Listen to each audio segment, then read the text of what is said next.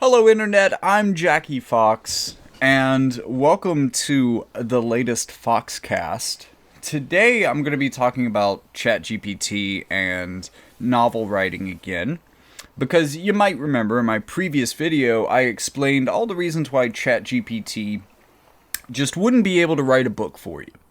You know, like if you're imagining that someone with no writing experience can input a basic idea and get a novel length response, or even like a chapter length response, or even a response that's much longer than a high school essay, you're going to run into a whole lot of problems real fast.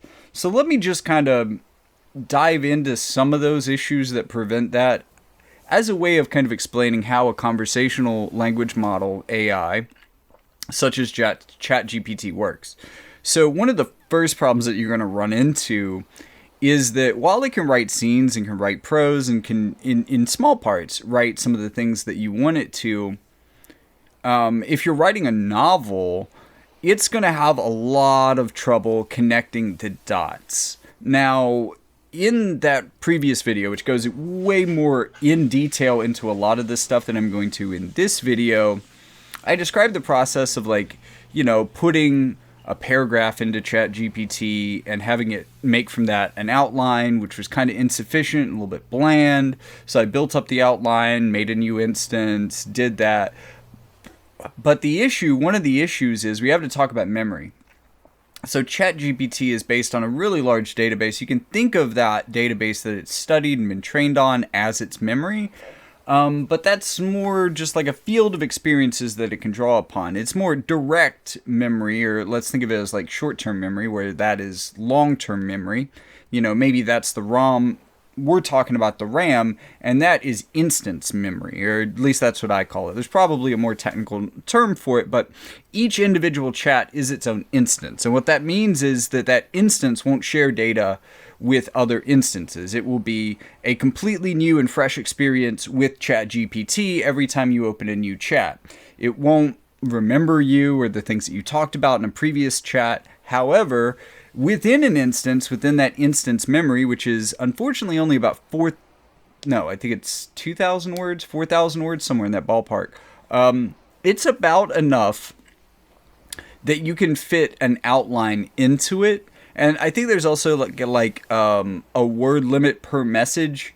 It doesn't stop you from writing exceptionally long messages to ChatGPT, but you can see in how it responds to some of them that at some point it quits reading. There's only so much that it can take in from that at one time. And there's also kind of an issue of, I forget what the specific name for this is too, but let's call it instance dementia, where the conversation has gone on for so long that if it was supposedly something that was grounded in something you said at first, like you gave it an initial set of commands or instructions on how to behave and how to respond to your questions, eventually it's going to forget that because it's going to be overwritten in the instance memory by the newer things that you've been saying to each other. What this does mean is that, it can build based on an outline. You can easily fit an outline into its instance memory. You may need to refresh that outline every once in a while. And there are some difficulties because as a conversational model, it is meant to be a back and forth. You send a message, it sends a message, you send a message, it sends a message. So if you're already thinking about the character limits for the messages, and additionally, the fact that it's going to respond with something, and at least the first time that I didn't give it special instructions, it wrote me an Act 2 and 3, which went a different direction, but, not necessarily a bad one, but not what I wanted, and definitely not what I wanted it to have in its instance memory. I had to actually edit my message and give it additional instructions to respond with yes if it understood the story so far, and then for it to give me a brief summary and what it thinks of it, essentially. And that meant that it didn't add anything into the canon through instance memory with its response. It just kind of said, yeah, here's what I think's going on. And, kind of summarized what I had really put into it, honestly, at that point. Although sometimes it did say things that were surprisingly insightful during that process. But you also kind of realize that, especially as it's writing scenes, those scenes are going to take up the instance memory really fast. Although, at the same time, this means that it can do more nuanced stuff, but kind of if you chain it in a row. So, anyways, with all of that being said, the conclusion that I came to in the previous video was that even if you sat in front of ChatGPT, used it to build out an outline the way I described, use it to flesh out that outline in the way I described, and then kind of take that outline, build it up, add some of your own ideas to it, and then have it write a scene for each one of the bullet points on your outline. And if you've divided them up enough, it might actually be able to write the scene pretty well. The problem is that it's not going to be able to follow things that aren't in the outline as they go through the series. It's not going to pick up on because it can't remember a whole book at once. I mean, that is fundamentally the biggest issue, I really think, for writing a good book, is you have to remember what you've said. You have to remember your canon. You have to remember continuity. You have to remember all of these things. And it's just not that great at that, especially once it starts getting dementia. And that's going to happen pretty fast. So in writing an entire book, it's going to end up with dementia many, many times. And that is going to essentially force you to restart in another instance. And maybe if you had one instance for every chapter, I don't know. There is possibly a way that with good commands and more understanding, you might be able to write a book with ChatGPT, maybe, but it's not going to be automatic. It's not going to be instant. It's definitely going to be a multi-day process. I think you're going to benefit tremendously from knowing the composition of a book. So it's not going to be someone completely untrained that's going to be able to do this easily. This might be more within the realm of ghostwriters. But at the same time, I don't think that as it stands now, especially this version, maybe ChatGPT, maybe GPT-3, which is the language model that is not a conversational thing, maybe that can write a book. Maybe it will be able to through the experimentation they're doing with ChatGPT. Maybe not. But it is certainly possible that you could squeeze a novel's worth of material out of this. Again, it would just take many days and a lot more work than you're imagining. But the question you might be asking yourself now is, well, if it takes so much work, I mean, writing a novel takes a lot of work. That can easily take a month or months or maybe even a year, depending on the length and the depth and the, if it exists within a series whose canon and continuity you must also consider at every moment. There's just a lot of things that can complicate writing a book and drag that time out. So how much faster could one write a book with knowledge of how to write a book, knowledge of how to structure a book, and using ChatGPT as essentially a productivity tool? That was what I decided to test after making that first video. So I decided to compare myself to a thing that I do not every year, not even most years, honestly. It's a hell of a way to spend a month, but there's something called National Novel Writers Month, NaNoWriMo, that happens every November. And the challenge is to write a novel of 50,000 words, any 50,000 words. It doesn't even have to be a good novel. Just write 50,000 words that somehow make a bit of sense in order. Nobody's really checking your work, so again, it doesn't necessarily matter. But in order to do that in the 30-day month of November, you have to write about, on average, 1,667 words a day. This is a pretty tough pace. Even as a person who's written multiple novels, writing a 50,000-word novel in a month is very difficult. Even a rough draft of one. Writing 50,000 words in a month is hard. So that's kind of the pace and the thing that I'm challenging myself against, the thing that I'm racing. If this were an old racing game, that is the ghost car that I am trying to accelerate and pass in this process. And on my first day, I'm just going to recap each day of work and how this kind of progressed and how things changed. On my first day, I wrote around 2,000 words. I kind of had a basic idea for the plot, but there were also a lot of things, like just so many details that had not been fleshed out. I had the general principle of it. So what I often like to do is just jump in, pick a point towards the beginning, usually like, how would you start the book? Start with the first page.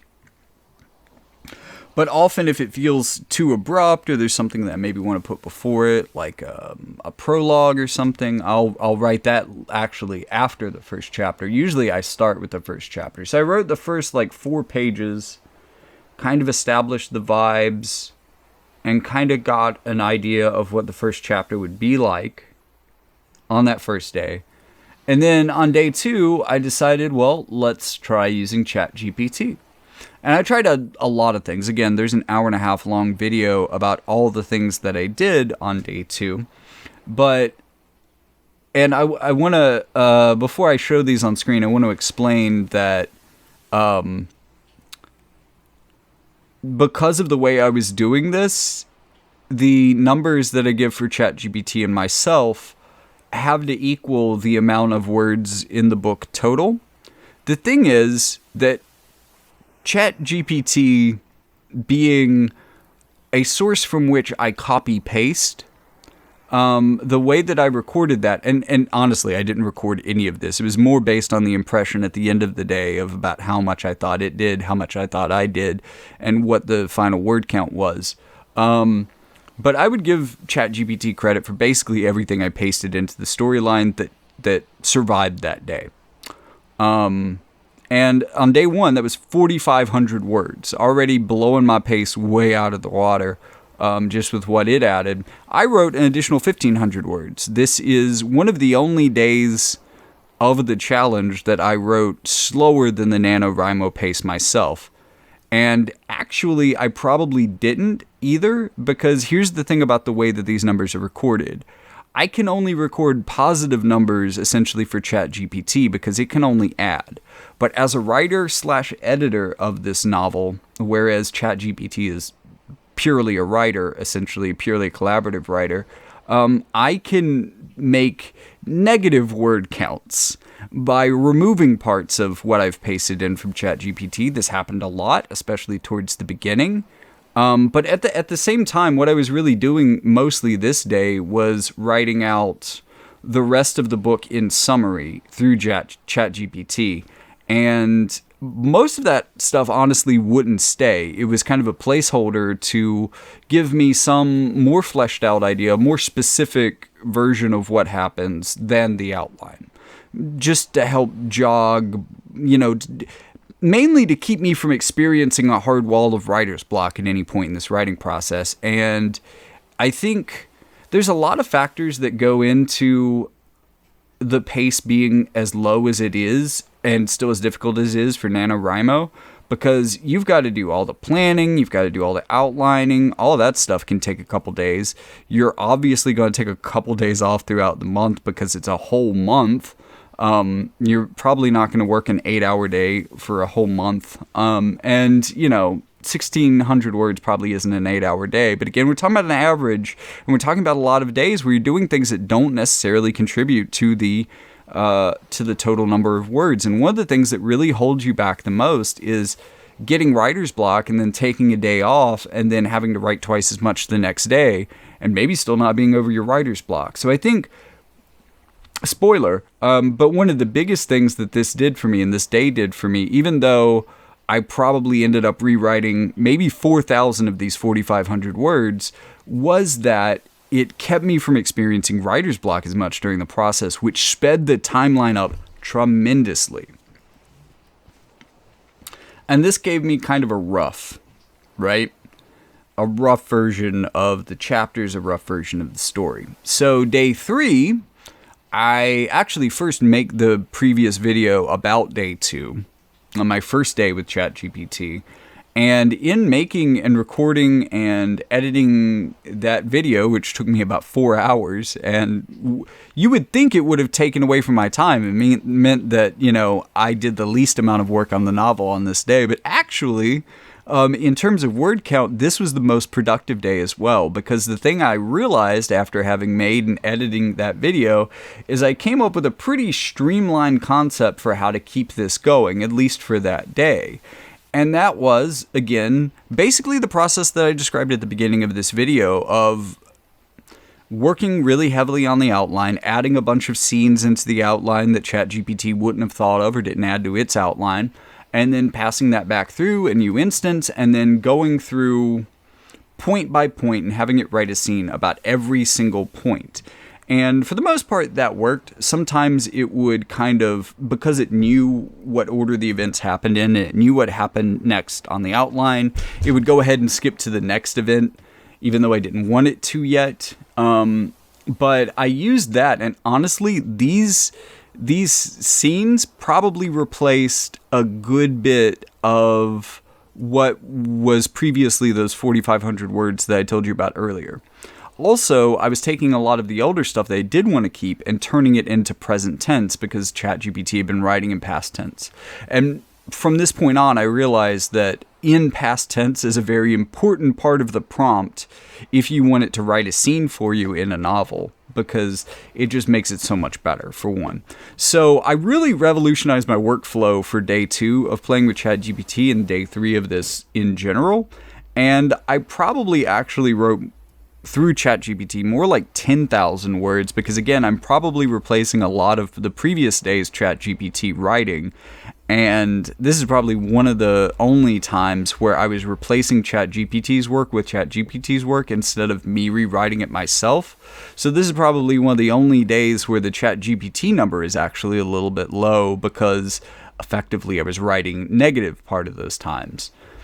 I also figured that I wrote about 2,000 words that day. This was finishing Act 1, and I think writing Chapter 4 and a bit of Chapter 5. And also connecting some of the rewritten parts of Chapters 1, 2, and 3 and finalizing Act 1, at least for this part of the process. I would actually end up writing a lot more back into Act 1, but only after I would started finishing parts of Act 3 and kind of knew how the ending was going to be. You know, once the story had more fully gelled, I knew what I was going to be hinting at, or what I could allude to, or ways to make powerful story arcs from, you know, where the story I know will end up. Day 4 is the day that I finished Act 2. This again involved a lot of ChatGPT, and also this got me starting to work into Act 3. Although at this point, Act 3 was practically starting to get desynced from kind of the timeline. And this is hard to explain, but you know, the outline has the basic idea of what the story is, and I haven't really changed that too much since I've started. I have added things to it as I've fleshed out more the ideas that I want to convey with the book, but also there are a lot of really subtle things that are happening within the scenes that only get, you know, the scene itself only gets one sentence or 2 sentences of description on the outline, but the scene itself might be a whole page long and have a bunch of nuance to it. So increasingly, there is a lot of built-up stuff that has not been described in the outline, and I have to start scrapping scenes in Act 3 that have already been written, or I start realizing that I'll have to, or that I'll have to rewrite them, that everything that I had done on day 3, you know, I become so desynced that that's going to be a problem. On day 5, I think I first started writing into Act 3. On this day, I ended up with probably one of the smallest work totals, except for maybe the final day. ChatGPT was down for a lot of this day. This is one of the first days that I had a lot of trouble accessing it. And I didn't do a lot with it. I wrote a couple scenes in Chapter 7 with it. I think I had to rewrite them because, again, what I already had at this point was, you know, I was having to scrap a lot of it. I was having to get rid of a lot of the first, like, 15,000 words that ChatGPT had written into the plot. Maybe more like 12,000 words. Anyways, I was removing a lot of those, so that took up a lot of the time. I did write more on this day than I did on any other day, because this is probably the first day since day 1, since before I started using ChatGPT, that it wasn't really available for me. Because again, it was hitting really high traffic and it just wasn't working right, or it just wasn't working at all. So I wrote a lot more, and I did a lot more of Chapter 7 myself so that I could bring in a lot of the more nuanced points that I had previously. But all of those points at this point, by the time I finished writing that day, a lot of those points had kind of had babies, and those babies needed to be plot points in the following chapter. So I looked at what my chapter 8 was then, which eventually would become my chapter 9, and it was already crammed to the gills, both with amount of time that had to pass and amount of events that had to occur. It looked like a chapter that was at a good candidate for splitting in two as it was, and I knew I had to add so much to it on the first day of its runtime. So I said, you know what? I'm just going to make that day its own chapter. And that was so disconnected from the outline at this point. I mean, we're talking about a chapter that originally wasn't on the outline at all. A chapter that takes maybe 3 points that were supposed to be in chapter 8 and then adds maybe another 10 that had just kind of developed as a part of the story at this point.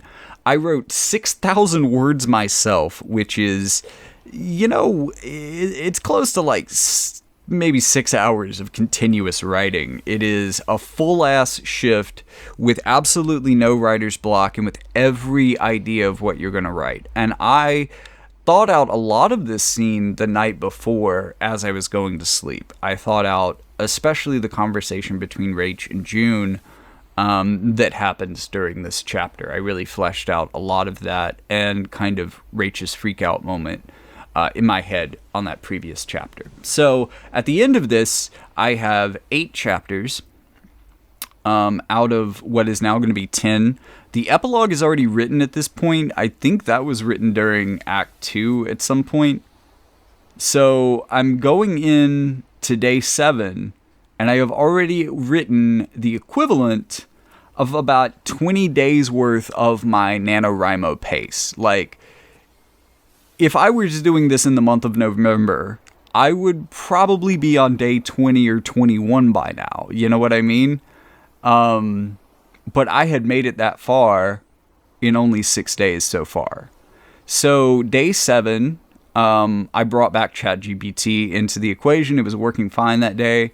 It wrote another 4,500 words, I would estimate. And many of these actually stayed in the book. This is probably the most effective ChatGPT session that I did in terms of what actually got to remain in the book, in part because I didn't go back and re-edit Chapter 9 very much. It just was what it was. And it wrote a total of 8 scenes out of 10 or 11 that I think make up the chapter. Some of those got married into singular scenes and tied together. But essentially, I wrote the first scene, the last 2 scenes, and everything in the middle was written by ChatGPT. And then I just kind of tied that all together with words. So it really wrote the heart of Chapter 9, I would say. And I framed it and made sure that all of the subtleties of the plot that it just couldn't understand because it doesn't have enough memory space and I can't, train it on my work. I did that by hand, and I would say I contributed 2,500 words on this day. So this is a good 7,000 word day, one of the most productive of the whole process. And this is putting me right at 24 days worth of progress, judging by the other standard.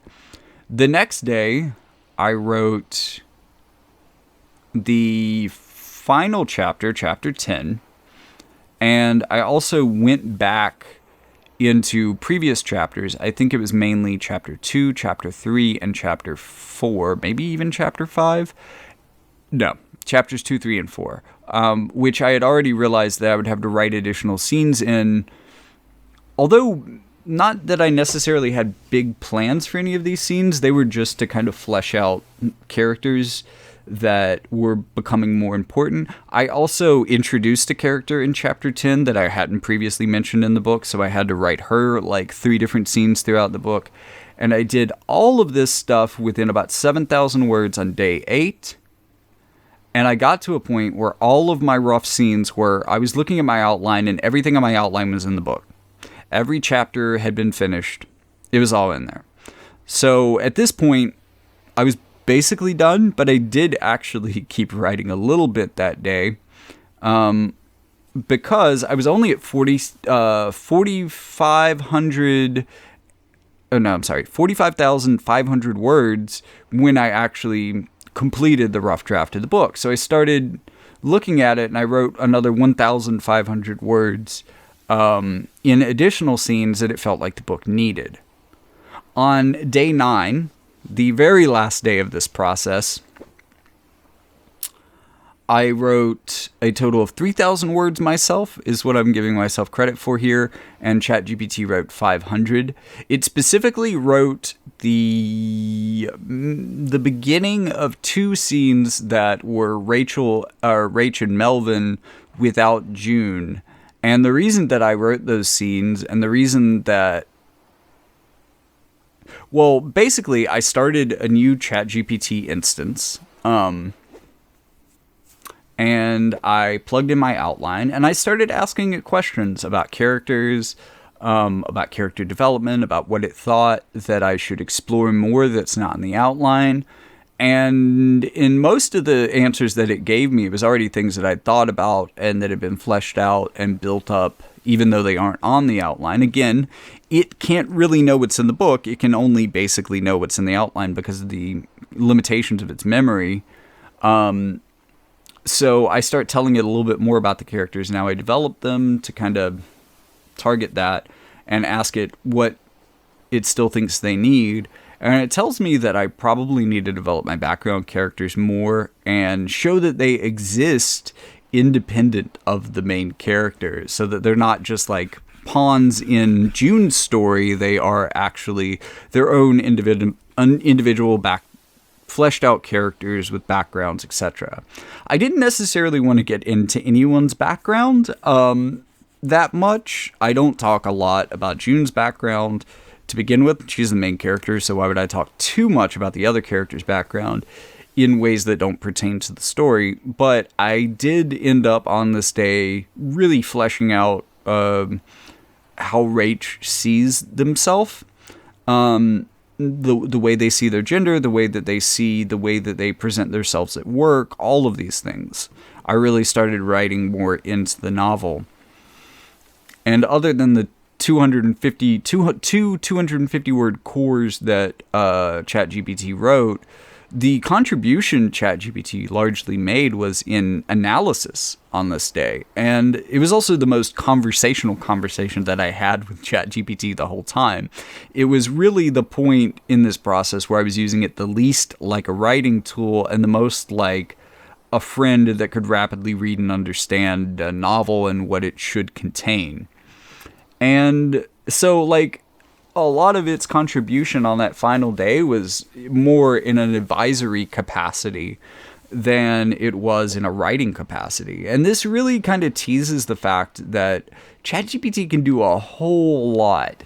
Like, using it as a writing tool, using it to write roughs of scenes, or using it to create outlines, those things are incredibly beneficial. But it does so much more than that. It just, even in just giving you someone to talk to your novel with, can be such a helpful thing. So at this point, I have cracked 500 words over the word count that I was aiming for, 50,000. We're now at 50,500. And I am honestly satisfied that I've fleshed out everyone as much as I want to, and the book is done. I'm recording this on day 10, and I'm going to show you the chart that I've basically been reading and remembering all this from. And again, I want you to remember, there's a reason that I'm not totaling up my contribution and ChatGPT's contribution, because again, a lot of the numbers on ChatGPT's side aren't really represented in the final product, because a lot of that stuff got overwritten or sometimes even by its own writing. And this also means that there's a lot of hidden effort on my side that's not being represented in the numbers. I would actually say that it's probably closer that I wrote 5,000 to 6,000 words per day, perhaps. Let's see. maybe 5. If it was 9 days, that gives me 4,500 words. Somewhere between 4 and 5 then. Because I can see ChatGPT actually genuinely contributing maybe at most like 8 or 10,000 words to the final product. Maybe, yeah, 8 or 10. But it would look like a lot more from looking at the spreadsheet that I've set out. But you can see I beat the pace by so much that there's actually a lot more of this spreadsheet that's just devoted to tracking out the pace for NaNoWriMo that I'm not even showing you now because it's irrelevant. It only took me 9 days to finish this project. It's an amazing book. I mean, it's probably not like a fucking masterpiece. It could probably use like a real human editor looking through it and making sure it's okay, but honestly, it has a lot less typos than I usually find in my work, and it's good. It's infinitely relatable. It's probably based more on my own life experience than anything that I've written. Just really organically off of my life experience in a lot of ways. And I think that, you know, again, you think about ChatGPT writing the book being the way that you cheat this out and manage to make it to 50,000 words in a third of the time. But I don't actually think that that was the big contributor here. I think it was the fact that anytime I felt writer's block, I could, you know, usually the thing that I do is I look at the outline, I look ahead at the next chapter, and I say, where do I have to go? And how can I get there? And what do I have to start establishing now to make it there in time? But with ChatGPT fleshing these chapter summary bullet pointed things out into like a page of very condensed, not narrative, but kind of summary style essay about the chapter, that really helped me kind of break through those writer's block walls at so many points. I think it also helped, like with spoons, that I was able to switch between purely a creative generative writing mode on many days into not really sure what comes next. Why don't I just have ChatGPT write a scene and then I'll adapt that, and or maybe I'll just have it write a scene and that'll cue me into what I need to write next. Or maybe I would write up to a point that ChatGPT had already written out and then be like, okay, well, how do I connect these dots? And then how do I write into this scene to make it better? What do I remove because it's messing with continuity?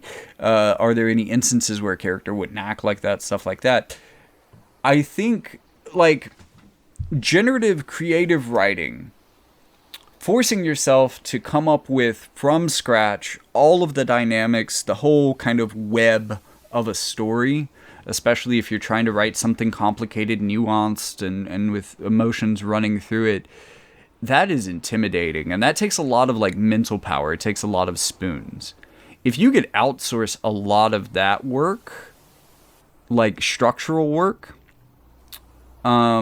and then work with that, have something to work with instead of staring at a blank page, I think those two things combined were really the thing that allowed me to write like 4 times as fast as I usually would. Because, I mean, for one, usually when I do NaNoWriMo, honestly, I don't remember that it's a thing until like November 4th. And because I didn't remember it was a thing until November 4th, that means A, I've got 3 days of writing to make up for, but also I have to plan a story, I have to outline a story, and that might take a day or two. You know, without ChatGPT, that might itself take a day or two. And then I probably want to sit around and kind of imagine how this thing is going to play out, build up the outline. That might take another day.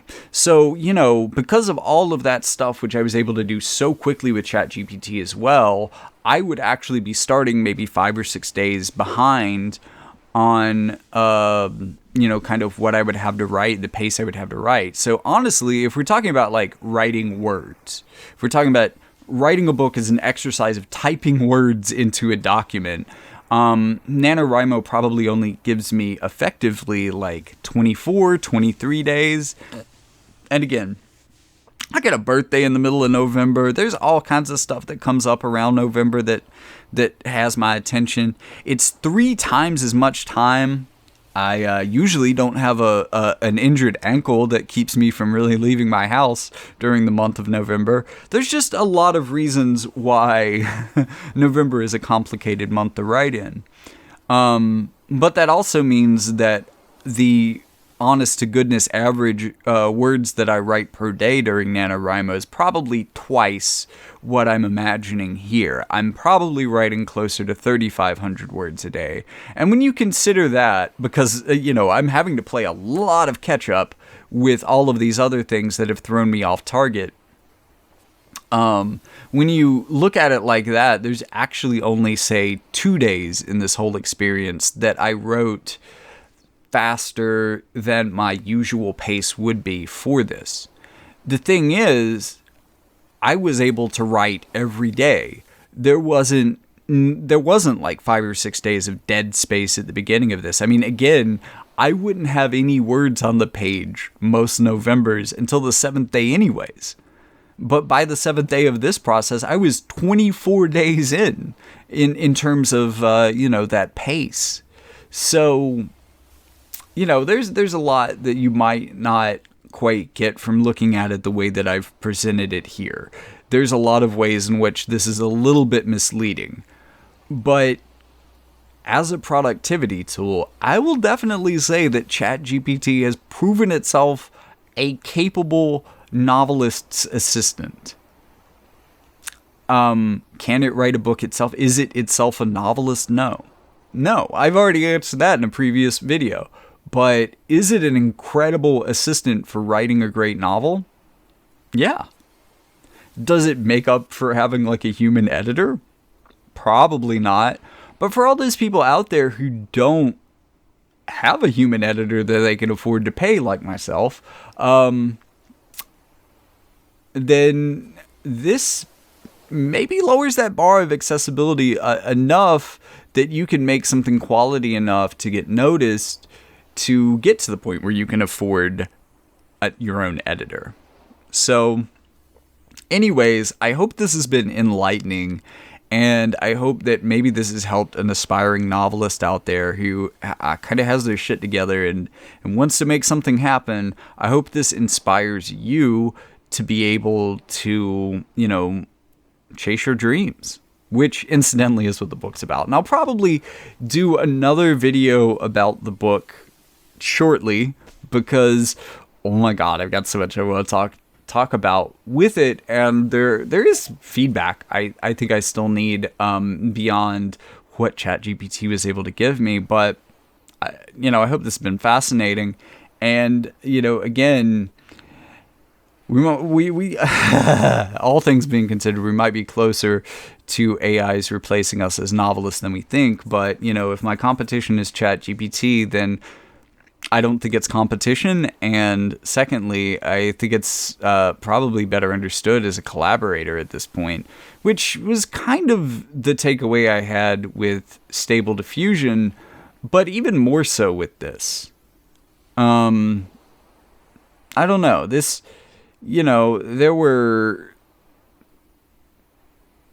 this can do so much more than just generate something close to what you want for your final product.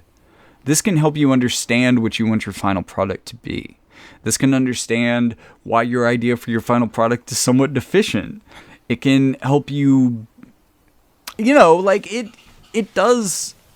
has a lot of functions. Like, one of the things that blows my fucking mind, I'm going to try to fit in some video here, if I can find the original video, but there was a guy that took ChatGPT within his web browser. He used it to make a Linux terminal, or make it kind of emulate the output of a Linux terminal with its responses. And then it essentially told it to, in that Linux terminal, open a web browser, right? So then in the web browser, it goes to ChatGPT. It is essentially, like, at this point, ChatGPT is emulating Linux as an operating system. Probably not fully, but just, however much it needs to make its human user happy, I guess. It's emulating a web browser within Linux. It's emulating itself operating within Linux. Although this is probably easier because at this point you can kind of cut out the middleman and just do the work yourself. You don't have to emulate all that stuff. You can just say, well, what would I do? And then it has that ChatGPT open a Linux console inside of itself. So now you have a nested Linux within a ChatGPT with a ChatGPT happening on screen. Oh my God, what the fuck? This stuff, it can write code, it can write phishing emails really effectively, apparently, in English, in a way that people in, the places that have a lot of scammers per capita tend to not be able to write very well in English. So that's scary. Probably scarier than the idea of ChatGPT becoming an award-winning novelist anytime soon. Although it is my understanding that ChatGPT, Stable Diffusion, and a human artist came together to create a children's book recently, which is pretty awesome, and also way more within ChatGPT's wheelhouse. I hadn't thought about that, but like children's stories, it could probably write a children's book. In addition to self-help books, you could probably write a children's book, because children's books have very few words and pretty easy concepts. If you have a lot of pictures, I think Stable Diffusion probably has the hardest job in here, because it's really hard for Stable Diffusion to understand characters, like original characters, OC. Even if it generates something, it's really hard for it to have it generate that character in a different scenario, because it doesn't even really understand what that character is. It's just what it may. Anyways, I'm actually more impressed with Stable Diffusion, is what I'm saying, than ChatGPT. Yeah, this thing probably can write just masses of children's books. And I say self-help because self-help has been has been live observational copy pasta since its inception, so I think it would be really easy for you to write. I mean, honestly, you could write a copy pasta style self-help book anyways. That's what a lot, honestly, of self-help authors do anyways. I think ChatGPT could streamline that process. I think you might be able to write a self-help book with ChatGPT in like 5 days, honestly. It would kind of be garbage and would probably contain a lot of very questionable advice, but that's really not that different than a lot of self-help books anyways, so maybe there are actually types of books that ChatGPT could write, but it's not all in any books. And like historical fiction, or it wasn't ChatGPT, I think it was like Tome. I wanted a slideshow on the impact of Afghani protests on the state of Afghanistan in 2022. And on the first slide, it very confidently announced that protests began in Afghanistan after the Taliban was defeated in 2001. And like, fucking A, man.